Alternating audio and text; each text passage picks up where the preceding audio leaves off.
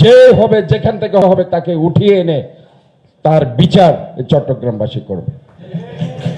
কোনো রেহাই সে পাবে না, আমি বলতে চাচ্ছি।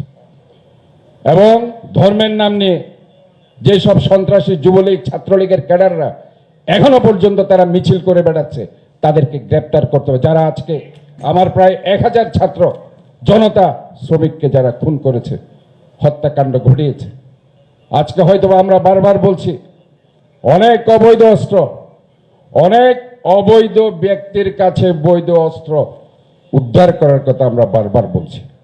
এইসব অবৈধ অস্ত্র এবং অবৈধ ব্যক্তির কাছে বৈধ অস্ত্রগুলো অনতিবিলম্বে উদ্ধারের জন্য আমি বলছি।